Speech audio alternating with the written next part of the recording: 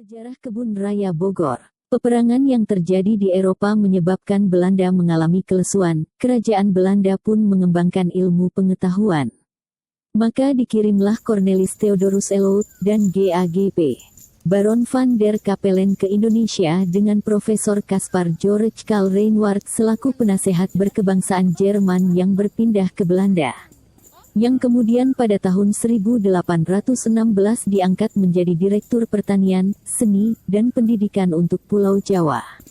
Reinwardt langsung memulai riset dalam bidang ilmu tumbuh-tumbuhan. Ia tertarik menyelidiki berbagai tanaman yang digunakan untuk pengobatan dan menganggap eksplorasi tumbuhan dan masalah pertanian juga merupakan tugasnya di Hindia Belanda.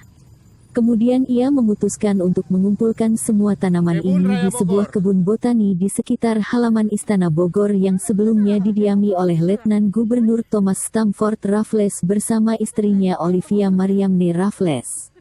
Selama masa peralihan dari pemerintah Inggris ke kerajaan Belanda di Pulau Jawa pada tahun 1811 sampai 1816.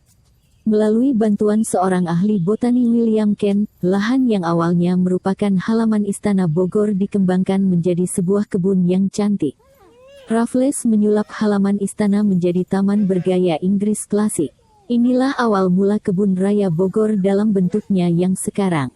Pada tanggal 15 April tahun 1817 Reinwardt mencetuskan gagasan untuk mendirikan kebun botani kepada Gubernur Jenderal GAGP Baron van der Capellen. Gagasan tersebut kemudian disetujuinya.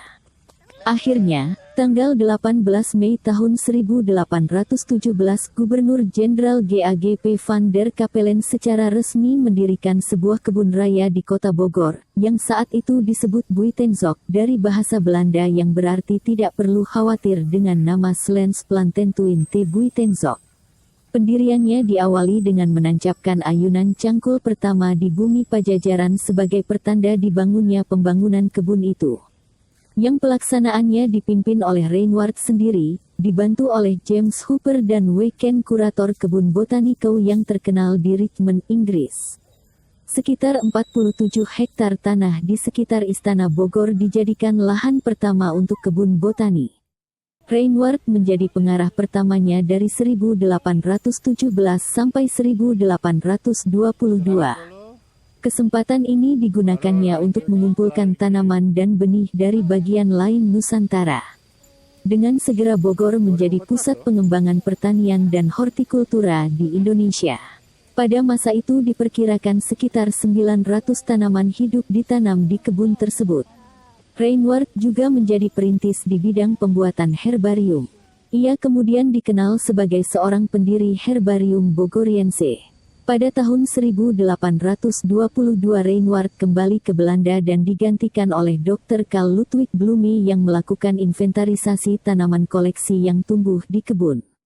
Ia juga menyusun katalog kebun yang pertama berhasil dicatat sebanyak 912 jenis spesies tanaman. Pelaksanaan pembangunan kebun ini pernah terhenti karena kekurangan dana, tetapi kemudian dirintis lagi oleh Johannes Elias Theismann tahun 1831, seorang ahli kebun istana Gubernur Jenderal Johannes van den Bos. Dengan dibantu oleh Justus Karl Haskell, ia melakukan pengaturan penanaman tanaman koleksi dengan mengelompokkan menurut suku, familia. Ini merupakan sebuah kerja keras di mana sebagian koleksi Kebun Raya Bogor harus ditanam ulang dan memindahkan beberapa pohon yang terlalu besar, memberi label merah untuk menandai tanggal penanamannya yang masih dapat Anda lihat sekarang. Selama masa jabatannya, Theismann berhasil membawa ribuan spesies tumbuhan ke Kebun Raya Bogor dari perjalanan-perjalanannya ke berbagai negara. Dan atas jasanya, pihak Kebun Raya Bogor memberikan penghargaan berupa tugu peringatan di Taman Theismann dengan 4 spesies pohon jati dan verbena dari marga Theismanniodendron diambil dari namanya. Theismann kemudian digantikan oleh Dr. Rudolf Hermann Christian Karel Sever. Pada tahun 1867 ia menjadi direktur dan digantikan oleh Prof. Dr. Melchior Trupp. Setahun kemudian pada tanggal 30 Mei tahun 1868, Kebun Raya Bogor secara resmi terpisah kepengurusannya dengan halaman Istana Bogor. Pada mulanya kebun ini hanya akan digunakan sebagai kebun percobaan bagi tanaman perkebunan yang akan diperkenalkan di Hindia Belanda. Namun pada perkembangannya pendirian Kebun Raya Bogor bisa dikatakan mengawali perkembangan ilmu pengetahuan di Indonesia dan sebagai wadah bagi ilmuwan terutama bidang botani di Indonesia secara terorganisasi pada zaman itu, tahun 1880 sampai tahun 1905.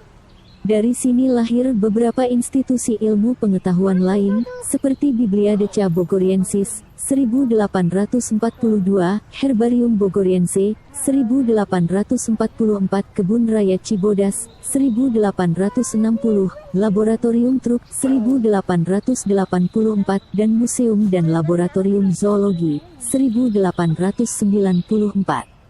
Setelah kemerdekaan, tahun 1949 Slens Plantentium te Buitenzorg berganti nama menjadi Jawatan Penyelidikan Alam, kemudian menjadi Lembaga Pusat Penyelidikan Alam LLPA, untuk pertama kalinya dikelola dan dipimpin oleh bangsa Indonesia, Prof. Ir. Kusnoto Setyo-Diwiryo.